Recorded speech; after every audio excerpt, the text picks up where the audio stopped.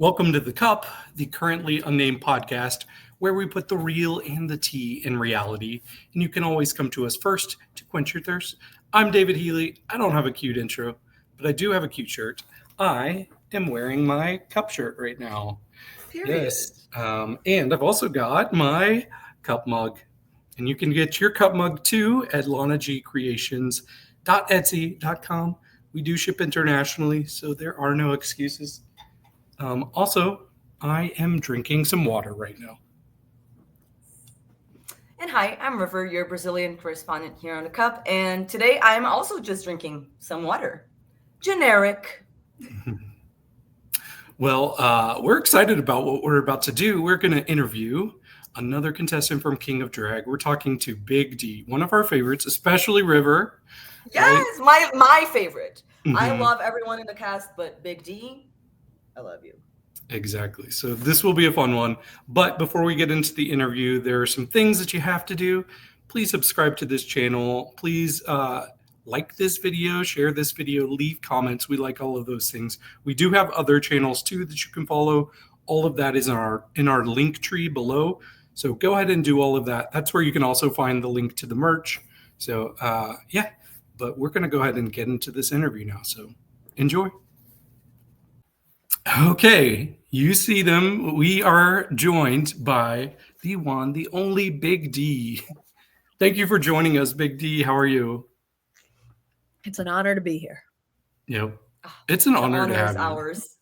Mm-hmm. Seriously, you've been one of our favorites throughout this season. You've opened our eyes to what a drag king can be. Honestly, yeah. So it's really such an honor to have you with us. Thank you. But speaking of, I did want to ask you a question because you have a very left field approach for being a drag king. Your whole career doesn't follow the standard barometer that a lot of the other kings that we saw on the show do. So I'm wondering, how did that develop? How did you even get your foot in the door doing drag? Yeah, I mean, I think I just come from a different world artistically, in terms of like, I come from a theater and comedy world, right? So I have been doing theater and comedy for a super long time. I started doing bad drag in like 2005. Like, I think I was at that point, I was, getting very deeply into clowning work, which is not like fake, not like circus, like face paint, honk honk balloon animal work, but it's like more about like mining your vulnerability and who you are to like make your characters and like connect with the audience. So I was getting super into that. And I think that my like, one of the things in terms of like finding your clown is about like finding stuff about you that you feel shame or that you feel vulnerable about. And gender is something that I've always had issues and felt shame and vulnerable. And so it's like, my first like, drag king, I think calling it a king is probably giving it more than it deserves, but like a character that definitely like went on stage and said, I'm a man and let's go. And I think there's a lot of things I'm interested in as an artist in terms of like, I'm interested in gender, but I'm also really interested in like, I'm interested in like audience immersion and participation and how do we change. I think like, it's interesting because, I come from a world in which like, theater's kind of dying, and like, you see it when you go into a theater and you sit there and you look around and there's like 15 other people and everyone's looking at their phones and a little half dead, and you're just like, what are we doing? Mm-hmm. Like, and you're watching the one-man show with some white man like getting on stage and talking about his life, and you're just like, what are we all doing? Like, and I think that some people still enjoy that, but I think that like, and obviously there's so much theater being made that to say it's dying is like really like takes some nerve on my part. But I guess like in my small world, it felt like I wasn't seeing theater that was really exciting to me. And so I'm really interested in like, how do you make performance that engages the audience and interacts with the audience in a different way? And so I toured with that show, which is a show in which I'm a bad drag king doing interaction with the audience for a long time. And then I think I started getting more interested in like amping up my drag, basically. Like just I was, I was really into RuPaul's Drag Race, and I think I started and Dragula, and I started to be like, wait a minute, like this is there's a lot of clowning in this, and there's a lot like and I live for this, and I love design, I love the looks, there's a lot happening here that I'm interested in, both as a fan and like, who knows? I mean, I never thought like that. And I never thought I would be on a Drag King reality competition show, but I did start like creating characters with upped production value in terms of looks. And then, then the audition was out there, and I was like, what the fuck? Why not? Why? Yeah. Yeah. So you mentioned clowning, but you also mentioned on the show that you were also an English teacher at some point. Yeah. So as I taught ESL, which is different, right? But also have like the experience in the classroom. Yeah. And I wanted to ask you if you think that being a teacher and being in the classroom kind of prepared you for the stage as well. 1,000%. I mean, especially as a solo, like I've been a solo performing artist like for a lot of my career. And I would say that was like my people always are like, where did you train? And I'm like, honestly, I trained being a high school English teacher. I trained getting 15-year-olds excited about the scarlet letter and semicolons. Like that's exactly how I trained. Yeah, for sure. Whenever people are like, how do I get more into performance? I'm like, let's start with teaching, because I think that like in some ways teaching it's like the roots of performance, or there's something deeply like, there's something so, and I think that also it like, when you think about teaching, it gets you out of, I think a lot of people get blocked by just like perform, like I'm vulnerable, like self, but if you're teaching, then you're not thinking about yourself. You're trying to teach whatever you're trying to teach. And you can be visible through that, in beautiful ways. So I think, yeah, there's like real power for burgeoning, blossoming performers in the art of teaching. Plus it's like, we need more performers to be teachers, honestly, because it's very powerful. Like we need powerful, charismatic presences, for people to look up to and learn from. That makes a lot of sense. But I want to jump into how the show started off for you. So you walk into the man cave. Yeah. You see, oh, I'm the oldest person here. And then immediately they pick people for boy bands. You're picked last. Yeah. But like as things were looking down for you, you really start off strong with Bromosexual. You're in the top immediately. Yeah. How did that feel, just immediately becoming one of the front runners? I mean, correct, first of all. But like, yeah, incredible. I mean, I was really bummed to be picked last. And I was like, what? But I also think, nobody knew me. And I think most everybody knew each other in some way. The drag king world is not that big. And so I think a few people were meeting for the first time, but I think a lot of people knew each other. And so I don't think it was like a total shock that I was picked last. But it felt incredible. Like what a ride that first day was. Yeah. Yeah. And we also had a judge give you very good feedback. And so I want to know if Paul has called you yet to be in a movie. I mean, we're waiting. I'm waiting too. I'm waiting by the phone every night. I've got a box of chocolates ready for him. Just like whenever he picks up the phone, I'm right there. Mm-hmm. I can see it. Maybe a spinoff for Bridesmaids. It'll be Groomsmen. There we go. You'll be the lead groomsman. You'll be the one preparing the bachelor party, all of that. I'll be the weird one at the bachelor party that everyone like wishes they wasn't there, I think. But that's a good part, and I'll take it. Mm-hmm. You also had a pretty unique perspective in the competition, being somebody who is married to a man who is a mom. So I'm wondering if that has impacted your drag in a way that maybe the other people, I guess Buck is also married to a man, but in a way that a lot of the other competitors didn't have. Like whether my whether like the heterosexual privilege that I have in my day-to-day life affects my drag. I don't know, just coming from it in a way that's not so conventionally queer, because I still think you do fit under the queer umbrella with your perspective on gender for sure. But a lot of the other competitors are people who are trans or lesbians. So I think you do have a unique angle that you're bringing your drag from. Yeah, I mean, I think that like ultimately it's about the art, right? Like, and maybe that's really like, maybe that's naive of me to say, because I think in today's landscape, people want to know the artist that they're consuming, you know, that they're consuming art from, and they want to have a different relationship with them than just, you know, so maybe it's like, it's maybe a little naive for me to say like, just look at my art, you know, my art's super queer, like, isn't that enough? Like, I don't know. I don't think, I mean, like, I think that my personal life and my art have always been a little different from each other. Like they're like, and I think that that's why my art is what it is, because I keep this kind of like,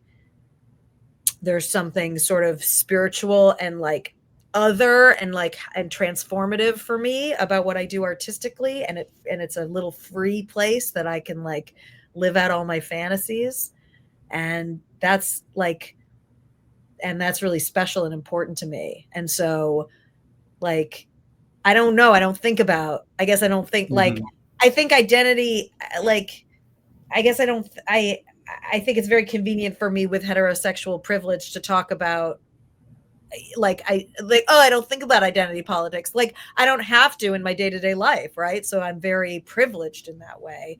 But I also don't think like, you know, my art's super queer and like, what difference does it make? I don't know. Yeah, I don't know. Because it's a very different place that other artists come from, where like being married, being a mom, like a lot of people that do drag aren't parents. A lot are, yes, but most aren't. So that's kind of what, like, because you have to balance a lot of things, right? Yeah, and that's more, I mean, like that's, and I think a lot of artists aren't parents because it's really hard to be an artist and be a parent. Like, and I find it very like super challenging. So, you know, I used to tour a lot. I don't know, like, and then the pandemic happened and then I had a kid, and like, I don't know what things are going to be like for me in terms of like, how much can I tour? You know, these are like real questions. But I think being a parent, is, it makes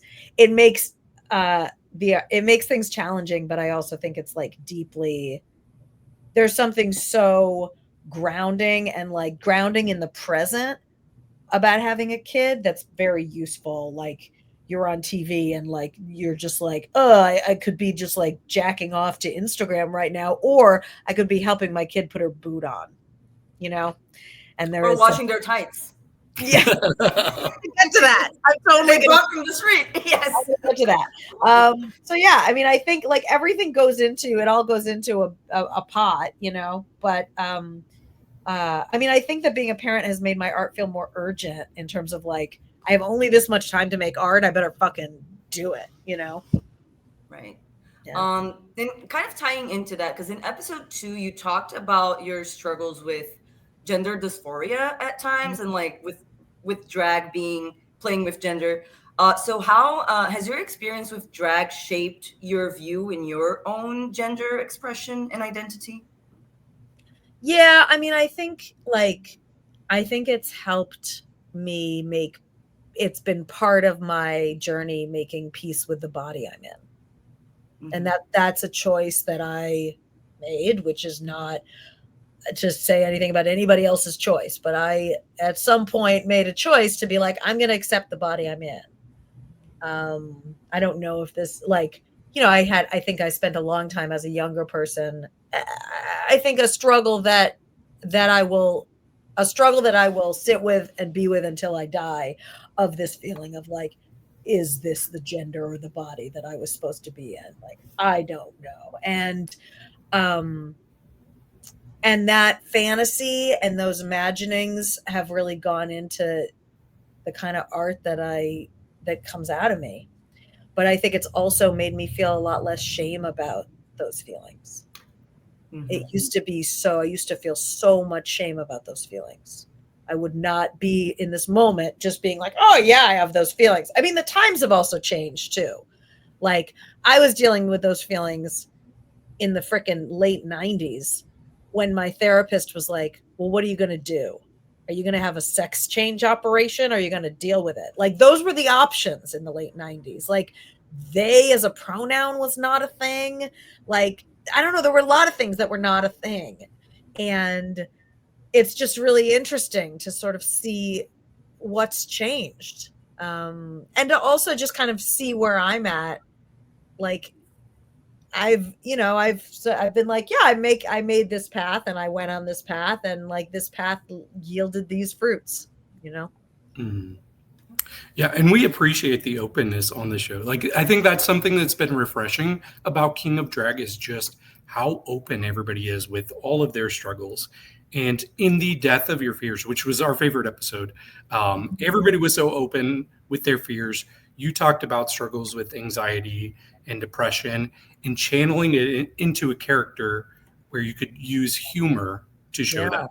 And you were really the only person that used humor for that specific episode. So we thought it was successful, but were you worried at all seeing that all of your other fellow competitors were taking a pretty serious route and you were going the funny route?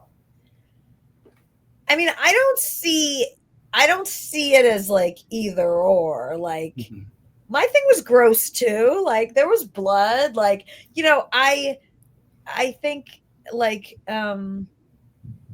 yeah, and I don't think I was specifically like, oh, I'm going the funny route. I just was like, this is what I'm doing. I don't know. I didn't think about it specifically as like a comedy thing. I just thought about it as like, this was a good idea. I like this idea. It was brilliant. Yeah, we appreciated it. Yeah. It's like so natural. It's just like, that's just me. I'm just going to do it. You didn't even think about it. I love that. I love that.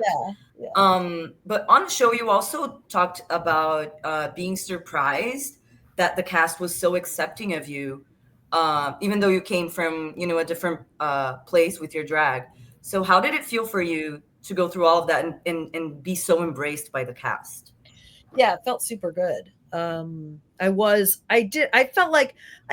thought when I went on the show that people would be cliquey because everyone would know each other except me. And that was not the case at all. I did not know. I thought people would be shitty. I think, you know, I don't know whether this was part of like, whether this was a casting decision in terms of like, did they know when they cast us all that everyone was just incredibly nice, but everyone is incredibly nice. Like, they're just really nice people. And, you know, I don't know, like, are all drag kings that nice? Probably not. But I really like the idea that maybe a lot of us are.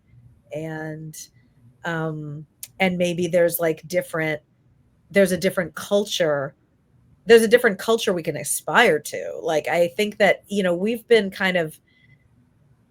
all consuming the drag race and Dragula, you know, culture for so long. I think it's just like so interesting to consider, how can this culture be a little different? Yeah, I agree. It's one of the things that we loved as a panel, that we loved so much about the show, is that just the way that everyone is with each other and helpful and just incredible. Yeah. And they're the same way with us, because we've interviewed most of your cast so far and everybody's been so kind. But I do want to get into my next question. So there was some feedback that we got from the judges about your makeup, and I really liked it. And I think it was episode 4. You said you're a messy king. You don't want to be flawless. I'm just wondering, is that still your position, or has anything changed with what you want to do with your makeup? I think that I have struggled for a long time with like with what I see on Instagram as like drag king makeup. I have not identified with it or like felt like it's what I wanted.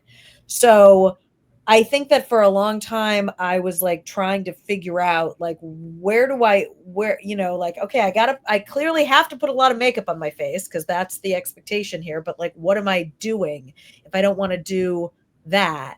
And I think I've leaned more into the fact that like I'm more interested in theatrical style makeup. And that's just like, that's what I'm interested in. And I think I'm always trying to get better at that. So like letting go of like whatever the sort of like perfection of lines and angles and things that is not my vibe anyway, and just leaning into like, yeah, I'm interested in a more theatrical, more naturalistic look. But I also am really interested in like the sort of, I don't know exactly the right word for it, but like the attitude of like, I'm a man, I'm just gonna slap a lot of fucking makeup on my face, get into it. Like I tried, like I did all this, like fucking worship me. I'm mediocre. Like I think we have that opportunity maybe as kings, that we don't have to look good. We just have to look extra. And so I just want to also lean into that. Like, we don't have to be fucking queens with how we do makeup. Mm-hmm. And it doesn't have to be a queenie way of doing it.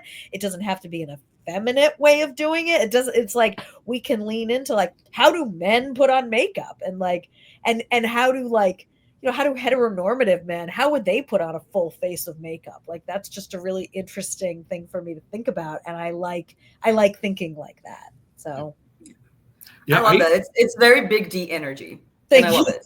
I agree. We did a video where we talked about looks from everybody's Instagram from this cast. I listened to that. Okay. Yeah. I listened to some of it anyway. It was riveting. I mean, like, y'all are the depth with which you all discuss is, I think, like, and I don't, I have a young child, so I don't always have the time to like sit down and absorb. But when I am 80 years old and I'm in a wheelchair looking out the window of the home or whatever, when I'm 95 years old, I'm going to pull up these podcasts and I'm just going to live. I'm just going to vibe, because you just get, it's a deep seminar. Yeah, we take it seriously, but yeah, so I really very thoughtful, and I felt so terrible for you looking through my Instagram, trying to find anything. I'm just like, God, they are, first of all, they're being incredibly kind, and I think you actually saw me, like, you said you were kind of like, all right, this looks like a kind of a theater kid. This is kind of a theater comedy thing going on, and a lot of close-ups, and somebody was like, yeah, but you know what, I like that, like, it's like personality, we're getting personality. And I mean, like, that was true, so I felt very seen. I was saying in it that your makeup reminded me of what they used to do in silent films, like just the extreme, like especially the dark circles around the eyes. Totally. And I was like, this is kind of refreshing. We haven't seen anything like this. So yeah, and that's that's kind of my first character, which I'm drag upping for my finale look, which I'm really excited about, but not for the TV show, but for the live thing. But right, in New York. I mean, I think my Instagram is getting better. I'm starting to have some content on Instagram that's aesthetically pleasing, and I'm starting to learn about taking pictures and stuff. But yeah, I mean, some of these artists who are, on the show, like, are really good at that stuff. And they're beautiful photos. Yeah, absolutely. Well, we all have our different strengths, and you do you and you do your thing so well. So like, if you want to expand, that's great. If you don't, that's great. You don't have to. But you did mention that your first lip sync ever was on the show, and you did well. You did great, by the way.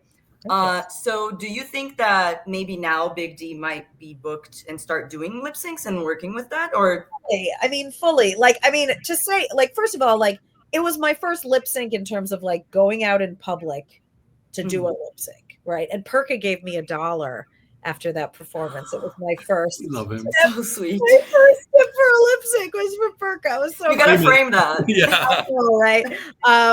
But yeah, I mean, like, but I've been lip syncing like my whole life. Like, Mhm. I'm interested in lip sync. I've always been interested in it. I'm interested in like what people are doing with their mouths, how they're doing it, how they do it well. That's always been something interesting to me. I just wasn't like doing it professionally, but I've been doing it at watch parties and just living. Like Dick Van Dyke made me a mix. I put 2 songs together and Dick Van Dyke made it for me and I love it. It's really fun. And it's also just like, it's such a different kind of performance than like, you know, getting up on stage and trying to make some comedy at 6 people in the audience being like, is this something? Like, you know, the comedy world is that. And then the queer bar and the lip sync world is like people are already screaming for you and they're already handing you money before you get out on stage. It's just like, it's such a different, I mean, who wouldn't like that, you know? Exactly. Yeah, but it's really fun. And I think there's something powerful and ritualistic about it. So I really like it. I mean, yeah. So yes, I think I will do more lip syncing, but I also think like, let's also like push on the boundaries of like, what do we call drag performance? What is drag performance? What can happen in a bar? Like what else is possible? Because I also think that like, let's not be, it's not just lip sync. Like that's not the only thing that's possible in this space. Not limit ourselves. Yeah. I Just don't think we expand. Yeah. Bring theater to the gay bars. Totally. There's space, you know. Exactly. So besides lip syncing, we'd like to know what the future holds for Big D and your drag career. And also, please go ahead and tell people where they can follow you on social media, plug anything you have coming up. Please follow me at House of Big D. And on the Instagram. I'm on TikTok as House of Big D, but I don't know how to use TikTok yet. So that's a project. I'm going to work on that. You know, I don't know what the future holds. I've been making my living like for a long time, especially like since like I had a kid. I've been making my living as like a teacher and director. So that's like, you know, I teach clown and I direct shows and help people make shows. And like, that's been my main vibe. And I want to keep doing that because those things are as important, if not even more important to me than performing. So I love doing those things and I will probably continue to do those things. So occasionally I'll go to cities and teach and, you know, whatever. But yeah, I love performing a lot. So I want to do more of that too. So I don't know, man. It's like, make me off. Maybe starring a movie, waiting for that call from Paul, and you're going to start a movie. I'll just sit by the phone in a bathrobe waiting for Paul Feig to call me. That's the other thing I could do with my life, you know? So, yeah, I don't, you know, I'm open. Fair. I'm listening. Book Sky's Big the limit. D. If you're listening, book the king. Book me. Why not? Give the king $1. Give me $1. Well, thank you again for joining us. It really has been such a fun time chatting with you. Yeah, it was an honor. Thank you for Yes. having me. Okay. Thank you so much. Yes. Okay. Well, there was Big D. That was a lot of fun.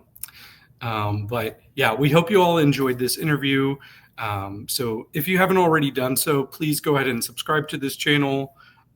Share this video with people because we like having new people being exposed to our channel. But we are going to go ahead and wrap things up and get out of here. So with that said, cheers. Cheers.